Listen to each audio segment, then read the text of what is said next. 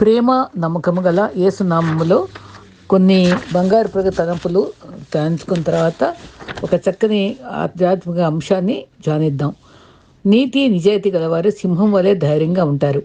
ఎవరికి వంగి దండాలు అకారణంగా పెట్టి మంచి చేసుకోరు.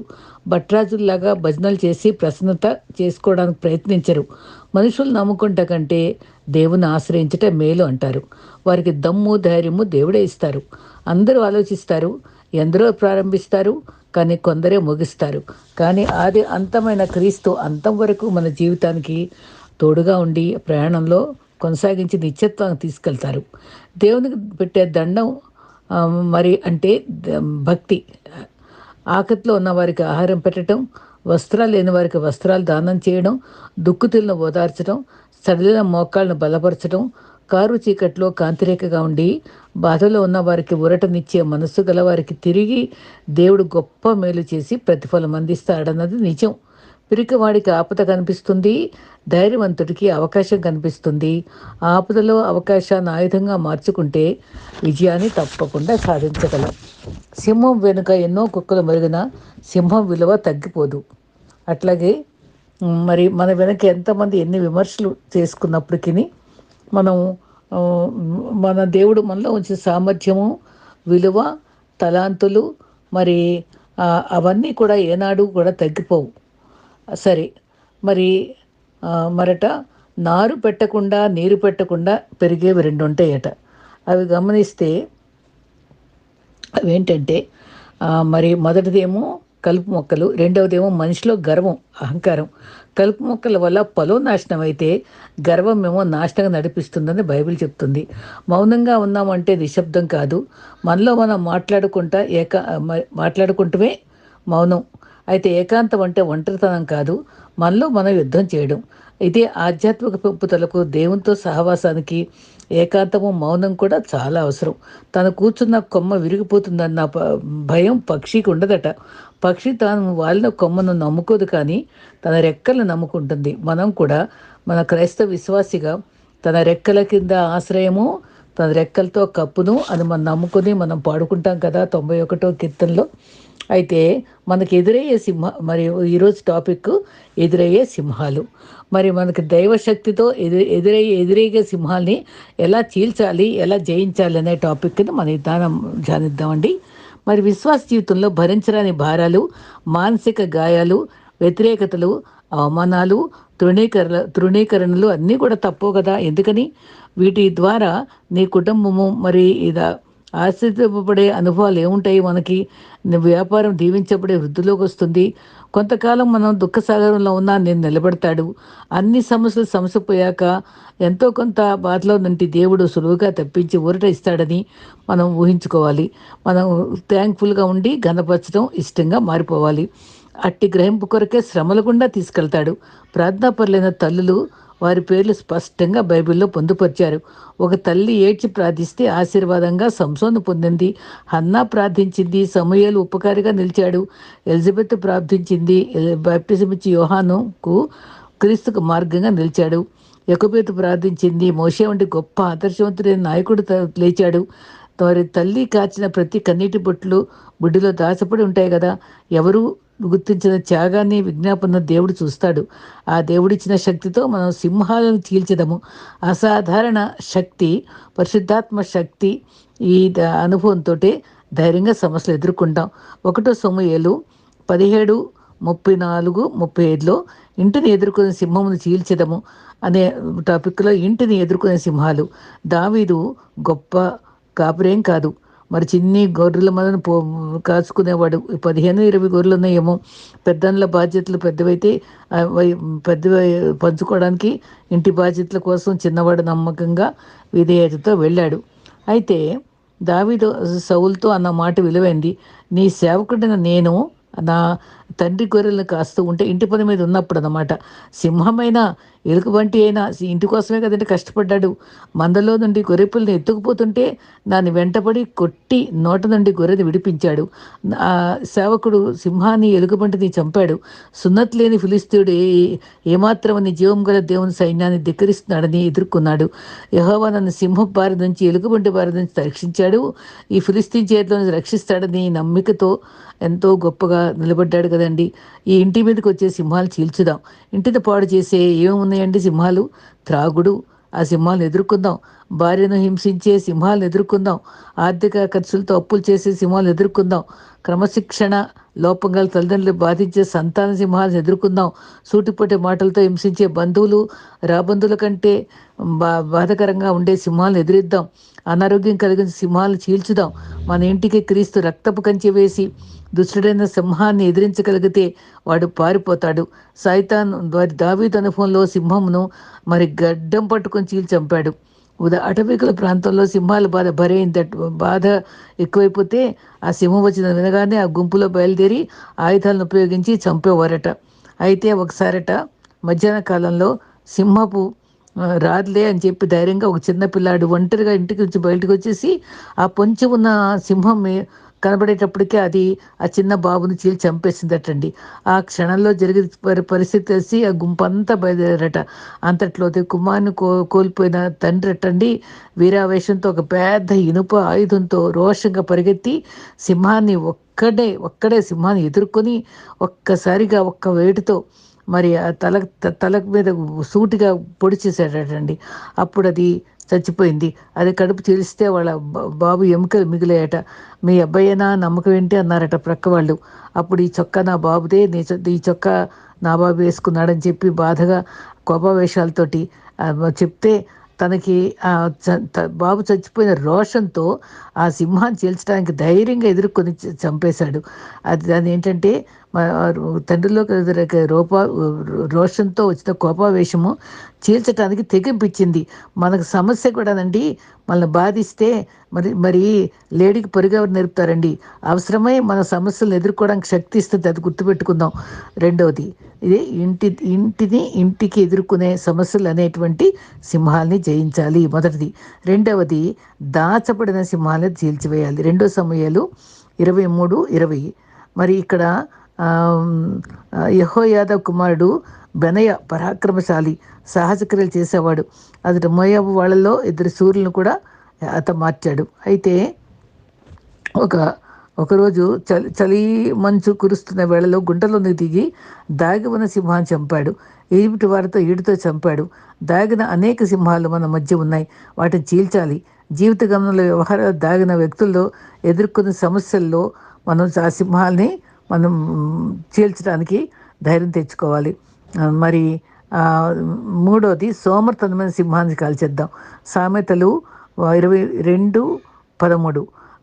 సోమరిపోతూ ఇలా సాకు చెప్తాడట, బయట సింహం ఉంది లేదా వీధిలోకి వెళ్తే నన్ను చంపేస్తారు, పని తప్పించుకోవచ్చని ఇలా సాకు చెప్తాడట. ఏదో విధంగా సాకు చెప్పి పని తప్పించుకుంటారట. సోమరిపోతూ దారిలో సింహం ఉంది అంటాడు, వీధిలో సింహం తిరుగుతూ ఉంది అంటాడు. సోమరి లక్షణాలు అందు ఫలితాలు ఎన్నో ఉన్నాయి. సామెతలు 24:30-34 వరకు. ఎలాంటి ప్రాధాన్యం లేని చీమకు కూడా సోమరి కంటే ఎక్కువ బుద్ధి ఉంది. సోమరిపోతుతో పని చేయించుట చాలా బాధాకరమైంది. సామెతలు 10:26. పండ్లకు పులుపు, కళ్ళకు పొగ చాలా చిరాకు కలిగిస్తాయి. సోమరికి కూడా అట్లే ఉంటాడు. సామెతలు 13:4లో కష్టించి పనిచేసే వారిలో తృప్తి, పుష్టి నిలిచి ఉంటుంది. కానీ సోమరిపోతుకు ఆశ ఎక్కువే కానీ ఏమీ లభించదు. సామెతలు 15:19లో సోమరివాడు కంచెలో చేయబడతాడు కానీ చెయ్యి నోటి దాకా ఎత్తటానికి బద్ధకం. సామెతలు 20:4లో విత్తనాలు వేసే కాలంలో సోమరిపోతూ పొలం దగ్గర అతనికి ఏమీ లభించదు. సోమరి ఎదుగు దరిద్రత పరిగెత్తుకొస్తుంది. ఈ లక్షణాలు కదా సోమరితనమైన సింహాన్ని తక్షణము చీల్చివేసి చురుగ్గా ప్రభు సేవ చేయడానికి మనం తలపెట్టాలి. సోమరితనం విడనాడాలి. దినములు చెడ్డవి కనుక సద్వినియోగం చేసుకుంటూ జ్ఞానులుగా నడుచుకోవడానికి సోమరితనాన్ని దూరం చేసుకుని సోమరితనమైన సింహాన్ని మనం దూరం చేసుకోవాలి. ఇందాక మనం ఏం చెప్పుకున్నాము, మరి ఇంట్లో ఉండే సింహాల్ని మరి ఆబ్స్టికల్స్ని ఎదుర్కోవాలి, దాగి ఉన్న సింహాలను ఎదుర్కోవాలి, మరి సోమర్థం అనే సింహాలని ఎదుర్కోవాలి. నాలుగవదిగా అవిధేయత అనే సింహాన్ని చీల్చివేయాలి.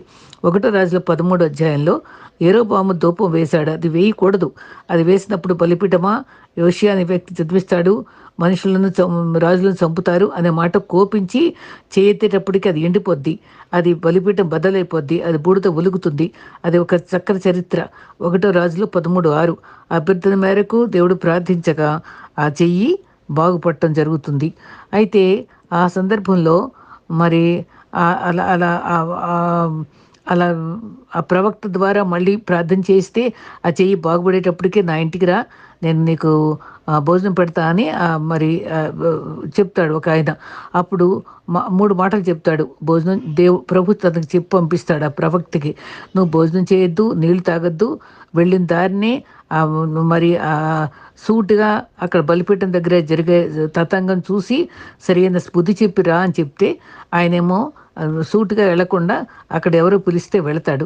ఈ వివరాలన్నీ తెలుసుకున్న ప్రవక్త గాడిదనెక్కి వెంబడించి, దేవుడు నాకు కూడా చెప్పాడు, ఆ సత్యం ఏంటంటే భోజనం చెయ్యి, నీరు త్రాగమని నిన్ను ఆహ్వానించమని చెప్పాడు దేవుడే అని ఆ పాప మోసం చేసి ఆయన తీసుకెళ్ళి అన్నం పెడతాడు. అన్నం తినొద్దని చెప్పి దేవుడు చెప్తే అక్కడ ప్రవక్త అన్నం పెడతాడు. అప్పుడు అది బలహీనత. బౌలు సైతం ఆ మాట చెప్పాడు, నేను చేయరాని పనులు చేయాల్సి వస్తుందని. ఇదే సైతాన్ యుక్తి. ఆదాము కూడా అవ్వల కాలం నుంచి కూడా ఇది నిజమా అని తెలివిగా భక్తి పనులను వాతవైపడిన మనసాక్షికి పతనం చేసేస్తుంది కదా. విశ్వాసి చాలా జాగ్రత్తగా ఉండాలి. జాగరూకతతో మరి పట్టుదలతో దేవుని మాట శిరసావహించటంలో ఎన్నో అవరోధాలు కలిగిన చివరకు మరణమైన హింసైనా క్రీస్తు ప్రేమను ఎడబాపు నేరదని సాగిపోవాలి.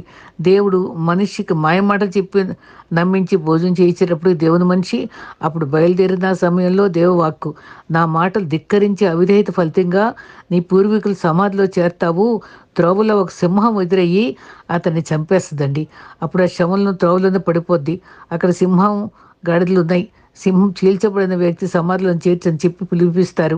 బేతెల్లో బలిపీఠానికి వ్యతిరేకంగా, షోమ్రోను పట్టణంలో వ్యతిరేకంగా ప్రకటించినంతే ఈ అనుభవంలో అది తప్పకుండా దుష్ట అనుభవాలు ఎదుర్కొంటూ జరిగింది అక్కడ చరిత్ర. తర్వాత 5వది నటించే సింహాలను చీల్చేద్దాం. పేతురు మరి 5:8 స్థిర బుద్ధి కలిగి మెళుకుగా ఉండండి. మీ విరోధి అయిన ఎన్నోసార్లు మెళుకులు ఇచ్చారండి మనకి. మీ విరోధి అయిన అపనింద పిశాచి గర్జిస్తున్న సింహంలాగా ఎవరినైనా మృంగటానికి తిరుగుతూను నమ్మకంగా స్థిరంగా ఉండే వాళ్ళని మాత్రమే ఎదుర్కొంటుంది. ఈ లోకంలో కొద్ది కాలం బాధ అనుభవించాక దేవుడు సమర్థులను చేసి స్థిరపరుస్తాడు. ఆధ్యాత్మికంగా నిద్రపోయేవారిని, ఏమరుపాటున ఉండేవారిని సైతాన్ వల్ల చిక్కించుకుంటాడు. అపవాది పిశాచము దేవుని వలె అన్ని చోట్లలో ఒకేసారి ఉండలేడు గనక తిరుగులాడుతూ ఉంటాడు. సింహంలాగా వచ్చినప్పటికీ మనము వాటిని కనుక్కొని మరి దాన్ని నమ్మకంగా స్థిరంగా ఉండే విశ్వాసుల పట్ల మరి సైతాను పెరుగువాడే. యాకోబు 4:7 అపవాదిని కాళ్ళ కింద నలిపివేయండి, ఎదిరించండి అని చెప్పి మనల్ని హెచ్చరిస్తున్నారు కదా. మనం ఎదిరిస్తే అది పారిపోతాడు. మనం యేసు నామంలో, యేసు రక్తంలో వాడిని ఎదిరిస్తే ఎన్ని దురాత్మలు పట్టిన వాళ్ళు కూడా యేసు నామంలో, యేసు రక్తంలో ఎంతమంది జయించలేదండి దేవుని భక్తులు. మరి 91:13 సింహపు మీదుగా, విష సర్పాల మీదుగా నువ్వు అరిచిపోతావు, క్రూరముగాని రెక్కలున్న సర్పాన్ని కాళ్ళకని తొక్కుతావు. ఎఫెసీ 6:10 సైతాన్ని ఎదిరించి సర్వాంగ కవచం విశ్వాసికి కావాలి. విశ్వాసం ఎదుర్కోగలిగితే వారు చేసే కుతంత్రానికి, దుష్ప్రేరణకు లొంగ అవసరం లేదు. మరి 1 యోహాను 4:1 ఏది దేవుని ఆత్మగునో పరీక్షించాలి. మరి 1 కొరింథీ 10:13 శోధన తప్పించుకునే మార్గాన్ని దేవుడే బోధిస్తాడు. బాధ ఇలాంటి ప్రేరణ వచ్చినప్పుడు నాకే వస్తుంది అనుకోరాదు, విశ్వాసులందరికీ వస్తాయి. మరి యాత్రిక ప్రయాణంలో దారికి ఇరువప్పుకున్న ఆ పుస్తకం చాలా మంచి పుస్తకం అండి. అది మనకు ఆత్మీయ సెకండ్ బైబిల్ అంటారు. దానికి పక్కన నోరు తెరిచిన సింహాలు ఉంటాయి. యాత్రికుడేమో మొదలు భయపడతాడు. అవి అంట చనిపోయినాయి, అవేమో బతికినట్టుగా నటిస్తున్నాయట. ఇప్పుడు సైతాను కూడా చనిపోయిన వాడే. సైతాను తన కోరల్ని శిలువ దగ్గరే చంపినాడే, మన బెదిరిస్తానికి అలా నటిస్తున్నాడు కాదండి, అది చంచిన వాడే. అయితే దేవునితో చంపబడిన వాడే క్రీస్తుతో. అయితే అయితే అవి నటిస్తా కనబడది అనమాట. బతికినట్టు టీవీగా దాటి వెళ్తున్నాం చూడు అంటాడు. మార్గదర్శి మాత్రం ధైర్యంగా తెచ్చుకుని వెంబడించి గమ్యం చేరాడు. సైతాన్ శీఘ్రముగా తల చితగ్గొట్టగల దైవాత్మయ్య. మరి అది అందుచే విశ్వాస సహించి సింహాల్ని చీల్చాలి. తర్వాత ఆరోది ఒంటరిగా ఉన్నప్పుడు ఎదుర్కొన్న సింహాల్ని చీల్చాలి. న్యాయాధిపతి 14:6 కుక్క ఎదురైతే భయపడే తత్వం మంది, కానీ నీతిమంతులు సింహం వల్ల ధైర్యంగా ఉంటారు. తగిన కాలము దేవుడు గుర్తిస్తాడు, దీన్ని ఘనపరుస్తాడని నమ్ముకోవాలి. కొందరు దేవుని కొరకు చేసే గొప్ప కార్యాలు రహస్యంగా చేస్తారు. దండలు, పువ్వులు, సాలువాలు అవి కోరరు. అమ్మ, నాన్న, ఇరుగు పొరుగు వాళ్ళు మరి గుర్తించాలని కోరుకో పలుకుబడి తెచ్చే రీతిగా ప్రవర్తించరు. అయితే యోసేపు మరి ఒంటరిగా శోధం గురయ్యాడు. ఓర్పుతో సహించి నిజాయితీ నిలిచి జైలు పాలయ్యాడు. రహస్యంగా భక్తితో నీతి కాపాడుకుని విజేత అయ్యాడు. మరి ఏం గంటలు కోరుకోలేదు, దానియేలు కోరుకోలేదు. న్యాయాధిపతులు 14:5 సంసోను కరణజన్ముడు. ఫిలిస్తీన్లు గర్వాన్ని అణచడానికే దేవుడు ప్రత్యేకంగా సంసోను పుట్టిస్తే ప్రత్యేక బలంతో పుట్టించాడు. ఒకరోజు తిబ్నానుకు ద్రాక్షతోటకు చేరినప్పుడు కొదమసింహం గర్జిస్తూ ఎదురైంది. యెహోవా ఆత్మ బలంగా అతన్ని ఆవరించింది. అతడు మేకపిల్లని చీల్చినట్లే ఆ సింహాన్ని చీల్చిపరేశాడు. ఆ దైవశక్తితోనే సాధ్యమైంది. ఆ శక్తి ఎవరిచ్చారండి? దేవుడు. మరి కరణజన్ముడిగా పుట్టిన తనే అదే చెప్పడం జరుగుద్ది. అప్పుడు న్యాయాధిపతులు 14:6 తల్లికి తండ్రికి తెలుపులేదు. కొంతకాలానికి అది వెళ్తూ ఉండగా తేనెపట్టు కనిపించింది. సింహం కళేబరంలో తేనె దొరికింది. చేదు అనుభవాలను తీయగా మార్చి దేవుడు, మన దేవుడు చీల్చబడిన సింహంలో తేనెను దీవెనగా తెచ్చి బలమైన రీతిగా వాడుకునే గొప్ప దేవుడు. సంసోను పట్ల న్యాయం జరిగించాడు. తద్వారా సాహసకారాలు చేయించి అన్యజనులకు నశింపచేశాడు. డెలీలాను శోధనలో పడిపోయాడు. కానీ మరి నీతిమంతులు సింహం వలె ధైర్యంగా బలవంతులై ఉంటారు. వారి ద్వారా అనేకులు దీవించబడతారు. హెబ్రీ 11:13-30 వరకు గిద్యోను, బారాకు, సంసోను, యెఫ్తా, దావీదు, సమూయేలు నుండి. సొలొమోను పేరు ఎక్కడా కనబడలేదండి. అన్ని పుస్తకాలు రాశాడు, అన్ని గొప్ప మాటలు చెప్పాడు. కానీ స్త్రీ లోలుడైనందువల్ల దేవుడు భ్రష్ట మనసుకు అప్పగించి విశ్వాస వీరుల జాబితా నుంచి తొలగించాడు. మనకి అందరికి కూడా ఒక జాబితా పెడితే మనం ఆ విశ్వాస వీరుల జాబితాలో నేటి తరంకి ఉండగలమా? ఆలోచించుకుందాం. వారు రాజ్యాలు జయించారు, న్యాయం జరిగించారు, వాగ్దానాలు పొందారు, సింహాల నోళ్లు మోయించారు, మంటల తీవ్రత ఆర్పారు, కత్తివాత పడకుండా తప్పించుకున్నారు, బలహీనతలో నుంచి బలవంతులయ్యారు, యుద్ధంలో వీరులయ్యారు. ఈ జాబితాలో నీ పేరు నా పేరు ఉండాలంటే ఇంటిపైన సింహాల్ని చీల్చాలి. రెండవది దాగబడిన సింహాల్ని, 3 సోమర్థమైన సింహాన్ని, 4 అవిధేయతమైన సింహాలు, నటించే సింహాల్ని, 4 ఒంటరితనమైన సింహాల్ని, మరి ఈ కొదమ సింహాన్ని మనం చంపటానికి చూడాలి. ప్రకటన 5:5 7 ముద్రలు తీయటకు మరి విప్పటానికి యూదా గోత్ర సింహం కావాల్సి వచ్చింది. యూదా గోత్ర సింహం ఎవరు? క్రీస్తే. దావీదు యొక్క వేరు అయిన వ్యక్తి జయించాడు. క్రీస్తుకు గల మరి విరుదులలో ఒకటి యూదా గోత్రపు కొదమ సింహము. ఆదికాండం 49:8 నీ అన్నదమ్ములు యూదా గురించి చక్కగా రాశాడు. నీ అన్నదమ్ములు నిన్ను స్తుతిస్తారు, నీ చేయి నీ శత్రువులు విడకుండా ఉంటుంది, నీ తండ్రి కొడుకులు నీ ఎదురు సాగిలు పడతారని యోసేపు గురించి కూడా రాయబడింది. ఆదికాండం 49:9 యూదా సింహము పిల్లలాంటి వాడు, నువ్వు చీల్చిన దాని దగ్గర నుంచి వచ్చావు. సింహంలాగా ఆడసింహంలాగా పడుకొని తల ఎత్తుతాడు, పొంచి ఉంటాడు, అతను రేపటానికి తెగించిన వాడెవడు? క్రీస్తు దావీదు వేరు. క్రీస్తు దావీదు కూడా కొన్ని సందర్భాల్లో మరి క్రీస్తు గురించి దావీదు కూడా ప్రవచించడం జరుగుతుంది. లేఖనాలు స్పష్టంగా ప్రవచనాలు నెరవేరాయి. గొప్ప శక్తివంతులైన కొదమ సింహాన్ని ఆశ్రయించి మన విశ్వాస జీవితంలో ఎదుర్కొనే సింహాలని చీల్చి ధైర్యవంతులుగా ఉందాం. విశ్వాస వీరులమై ఈ తరం నిజమైన క్రీస్తు సాక్షులుగా నిలిచి దేవుని ఘనపరిచే వారంగా జీవిద్దాం. ఇటువంటి దీవెనకరమైనటువంటి ప్రార్థన అనుభవాల్లో మనం జీవితంలో మరి ఎన్నో రకాల అనుభవాలను ఎదుర్కొంటాం. మరి శ్రమల్లో ఆశావాదంగా కనిపెట్టి చేసే ప్రార్థనలో ఎంతో ప్రాధాన్యత ఉంటుంది. మరి ఎవరైనా శ్రమ అనుభవిస్తే మనం ప్రార్థన చేయాలి. సంతోషం కలిగితే కీర్తన పాడాలి. మరి పాపాలు విస్తరిస్తే శత్రువుని చెదరగొట్టడానికి ప్రార్థన. అన్ని సమయాల్లో సర్వ సమయాల్లో గాయాలు ఏర్పడితే మనం దేవుని దగ్గర ప్రార్థన చేసుకోవాలి. ప్రార్థన పరిస్థితులను మారుస్తుంది. ఎన్నో రకాల దీవెనలు మన దేవుడు మనకి ఇస్తే కొన్నిసార్లు మనం ఎన్నోసార్లు గుండె లోతుల నిరీక్షణ సడిలిపోకూడదు. బాహ్యంగా చిరాకుల్లో ఉన్నప్పటికీ దేవుని వాగ్దానాల పట్ల అవిశ్వాసం పడరాదు. కారు చీకట్లో చిన్న దీపకాంతి వెలుగే కాక మనకి నిరీక్షణ దేవుడు మనకిస్తాడు. మరి మరి దేవుణ్ణి మనం ప్రశ్నించకుండా ఈ సింహాలన్నీ ఎదుర్కోవడానికి ఆయన శక్తిని అరుక్కుందాం. దేవుడు మనకి మరి జీవితాలు క్షణక్షణము మనం ఎదుర్కొనేటువంటి శత్రువు అనుభవాలన్నీ, నిరాశ అనుభవాలన్నీ సింహాలు లాంటివి మనకి మన భయం కలిగిస్తే, కానీ అవన్నీ చచ్చిన సింహాలే, అది ఊరికే నటిస్తున్నాయని ధైర్యం తెచ్చుకొని శక్తులు ఎరగని వారం కాను గనుక మనం నిరీక్షణతో వాటిలన్నిటినీ జయించి సింహాలను ఎదుర్కొందాం. మరి కొదమ సింహమైన క్రీస్తుని ఆశ్రయిద్దాము. ఆయన యూదాగోత్రపు సింహంగా రానే ఉన్నాడు. దానికోసం నిరీక్షిద్దాం. అందరం అట్టి నిరీక్షణలో నిత్యత్వం పొందటానికి అర్హులంగా ఉండటానికి సిద్ధపడదాం. మరి సిద్ధంలో నూనె పోసుకుని సిద్ధపడే అనుభవాన్ని రేపు చెప్పుకుందాం. ప్రభు కృప మనతో ఉండుగాక. ఆమేన్.